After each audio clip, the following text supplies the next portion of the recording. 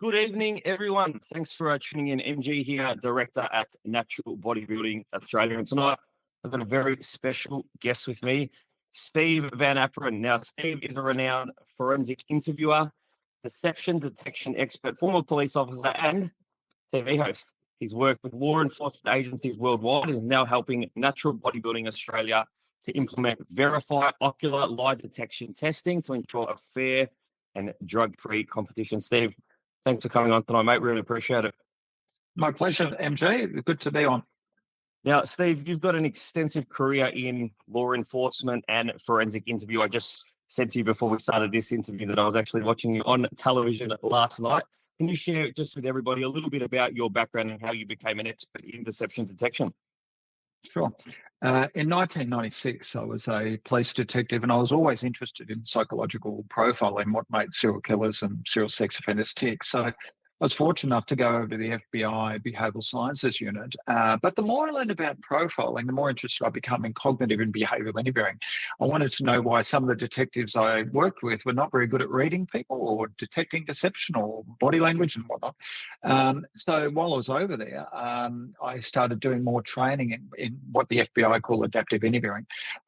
Because at the end of the day, often we would go in the absence of any forensic, scientific, medical or cooperative evidence. There could be DNA, gunshot residue, fingerprints, all sorts of stuff. In the absence of that, sometimes you're interviewing somebody, it might be he said, she said, and we're looking for how people respond. And then all of a sudden I started getting requests to do public speaking on how to read people and detect deception.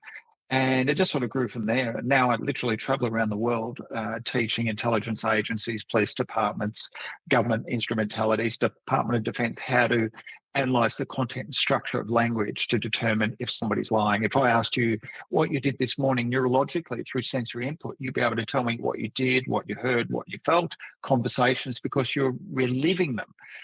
If you're fabricating or creating a false memory, it creates what we call cognitive load, and it makes it very difficult. So not only do you have to remember what you've previously said, for every one lie you tell, you have to invent two or three to protect yourself from the first one. So you get caught in this vortex and you just get deeper and deeper and deeper.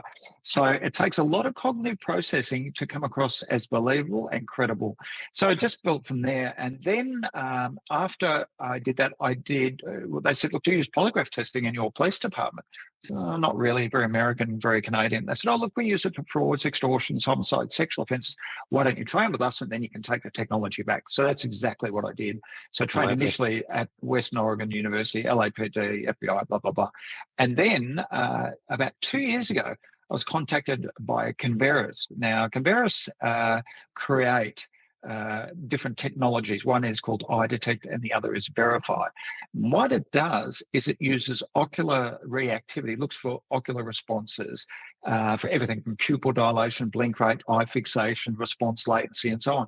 Now, in the past, as a polygraph examiner, I'd been asked to test some very well-known athletes around the country who tested positive to both A and B samples.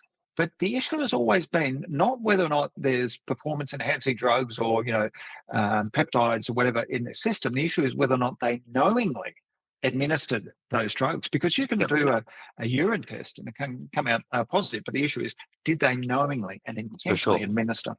Yeah. Now, I mentioned just before this about me watching you on television last night. Just for some of the listeners out there, do you mind just giving us a quick run through on what you're currently involved in that was on air last night, and I believe potentially may have just been reviewed for a new season, if I can drop that scoop on? Yeah. So the show is called The Hunters, and I'm co-hosting it with a guy called Adam Shand, who's a crime journalist. He comes at it from an investigative viewpoint. I come at it from an investigative viewpoint. He's interested in stories. I'm interested in facts. And what we have been doing, we've been examining a number of cold cases that, for whatever reason, have been put on the back burner by police. And not just here in Victoria, but we've travelled all around Australia looking at some of these cases. So the very first episode was Mr. Cruel, where a number of children were abducted, sexually assaulted. Second episode was on the Beaumont children, the disappearance of the Beaumont children. So what we're doing now is following up leads, speaking to experts in their field. One of the episodes we did was John Ferlin, who'd been killed in a car blast, a bomb. The most excited one I'm looking forward to is episode 6, where a number of people were murdered, but we've got some really, really good leads on a person who we think is involved. Absolutely unbelievable. And I did see a little bit of ocular testing in last night's episode. So let's get into that a little bit. Let's talk about Verifeye.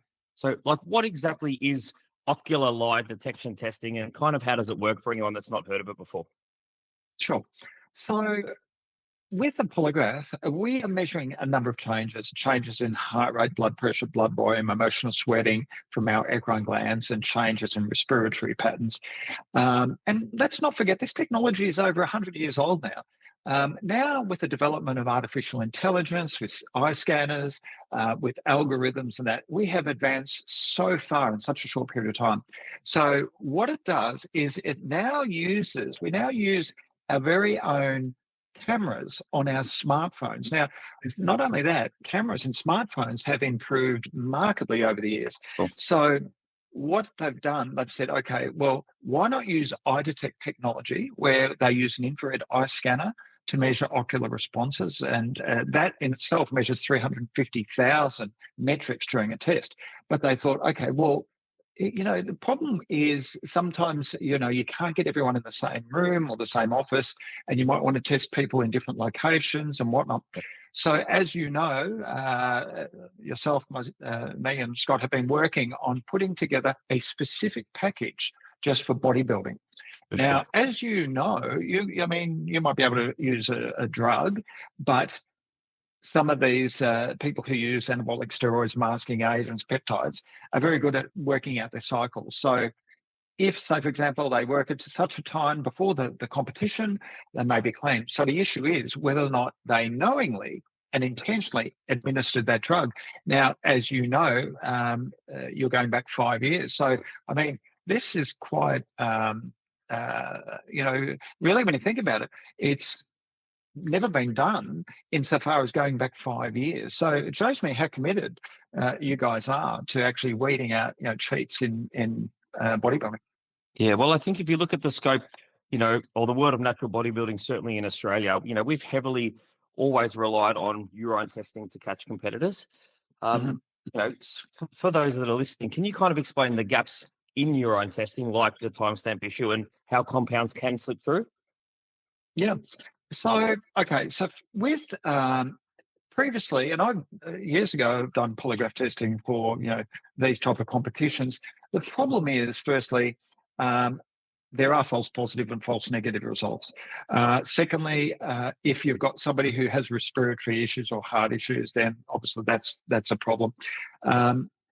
Then you have to have a trained examiner. Now, to train an examiner, the last examiner I trained, it cost me $35,000 plus the equipment. With Verifeye, you don't need anything. All you need is your smartphone, and your smartphone then becomes the device or the implement which is used. Now, Verifeye, what it does is it lists a series of questions. You turn the phone, you have the phone facing around about 60 centimeters from your face, and the questions are asked, and you just say true or false, and it cycles through them. Now, what it does is it looks for ocular reactivity. Now, the theory is if a person is telling the truth, we don't see any changes. They know they're telling the truth. Whereas if they're deliberately and intentionally lying, it creates cognitive load, and that manifests itself in changes in ocular responses. Now, there's been a ton of research on the effectiveness, the reliability, the internal reliability, construct validity of this testing format. And the beauty is that if people try to cheat this test, if, say, for example, the association or the organisation sends out a link and the person hands it to another person to do the test for and on their behalf, you will know. Yep. I think there's a stigma also around, polygraphs as the gold standard in lie detection. I think Scotty addressed this in our social media post, but can you maybe share your insights on why not all polygraphs may be as reliable as we think, or potentially, not all polygraphs are created equal? Well, using a polygraph, you're dependent on a number of variables. A, that the examiner's trained, certified, and qualified. B, that it's a validated testing procedure. C, that the questions are properly constructed. Now, not only that, human bias comes into the interpretation of results. I have seen polygraph charts that the examiner has said that the person's not involved, but I've looked at it as an independent quality control process, and it's clear. Now, what happens is, as humans, we are influenced by personalities and whatnot. Verifeye takes that all out of the equation. How does it work? Well, we're using algorithms and artificial intelligence now. So effectively, it is no longer in the hands of a person to examine, interpret the results. So A, the test is standardized. That makes it more accurate. B, you're taking out subjectivity. C, you can test large amounts of people in small period of time. Finally, what happens is the test is done, the results or the testing data is uploaded to the cloud. It uses algorithms because it knows how the person reacts to certain questions.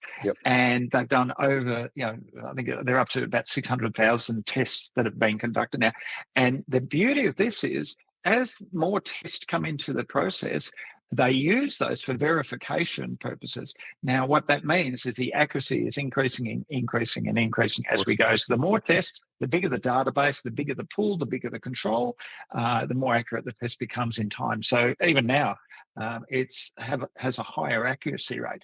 The other thing is, a test can be done in 15 minutes, where a polygraph test, you'd be struggling to do a valid test within an hour and 10, 15 minutes. So the other advantage is not only can you do large batches of testing, you get the results within minutes. Yeah, that's been so impressive. I think, the industry's seen polygraphs done before, but, and I've had competitors who have done polygraphs elsewhere that, the test has been over in 10 to 15 minutes. Is there a significant difference between what you would consider to be a reliable polygraph and, say, some others that you've seen done across, not just sporting industry, but potentially some investigative work as well? Well, I've worked on 87 homicide cases, and I can tell you now that I would seriously doubt the authenticity, the accuracy, the validity, and the reliability of a polygraph test that's done in 15 minutes. Because I can tell you now that the American Polygraph Association, if they knew tests were, we call them chart rollers. If they knew a test was done in 15 minutes, I would question the accuracy and reliability of that test. Yeah. What about equipment itself? Is there a gold standard for a polygraph with equipment versus potentially a cheaper option that someone could buy and administer themselves without training? Well, I mean, firstly, if somebody administered a test without training, there would be question marks over the validity and the accuracy of that testing format. I mean, I've been to the States backwards and forwards probably about 17 times now. So ongoing training, question formulation. The question formulation is without a doubt the most important part of the testing process. The questions have to be clear and concise, so there's no room for misinterpretation or ambiguity. I'll give you a great example. When you and I were working on these test questions, which were quite important, there's a lot of backwards and forwards because we wanted to get it right.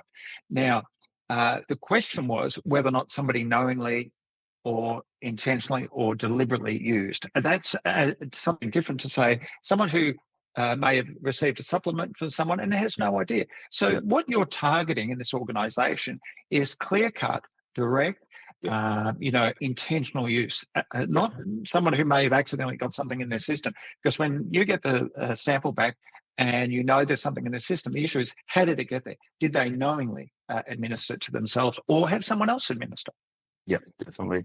And I think, for us, the conversation was started on, what you mentioned earlier, where people are becoming, wise around how to use substances and ensure that, it is out of their system in time for the competition, which is where we saw the major fault and gap in urine testing, which you alluded to. And this was kind of, our way of making sure that doesn't happen.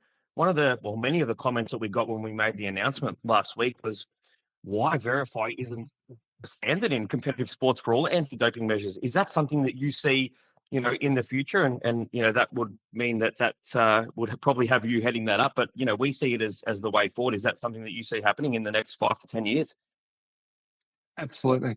Polygraph has a number of flaws and issues, but by standardizing the testing process, then those accuracy protocols aren't breached because you're complying with validated testing procedures, number one.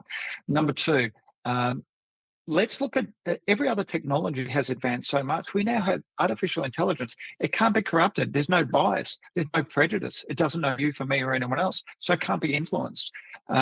Thirdly, we've got to a stage now where the cameras are so amazing on these smartphones that together with the algorithms, together with the scanning of the process, together with AI, you're actually using technology out there that's available. And the reason why I'm getting so much interest is because we've got technology that we can use and not rely on old technology. Yeah, absolutely. Yeah, and that was definitely one of the things that that stood out to us was, the ability to be able to do a test absolutely anywhere. And for us, one of the pressures on running a show day where you've got upwards of 100 competitors is trying to get people off the stage and into a room for a test, whereas this eliminates that completely, and people can test under much calmer conditions as well. So, we definitely see it as the gold standard. And I've said this to you before, chatting to you is always an absolutely fascinating discussion. Scotty and I always talk about how we could sit and listen to you for hours, but we understand that you are a very busy man. But we are excited to, implement Verifeye in our competitions and set a new standard in ensuring, fairness across the board. So we want to thank you for joining with us and for allowing us to utilize and introduce this technology and kind of be the first ones to bring it forward. We talk about our motto being evolve or disappear, and you and Verifeye are now a big part of that. So we want to say thank you for sharing everything with us. My pleasure. And think of it as a pre-screening type tool where you can cover huge amounts of people in a very short period of time. It's like a preliminary breath test, if you like. So the advantage is it will deter potential people who want to cheat. We saw that with polygraph, but this is even more effective based on the fact that anyone can use it on their phone, anytime, anywhere. Absolutely. Well, Steve, a big thank you for you. Again, I know you're on the road traveling at the moment, but thank you for taking the time to chat with us.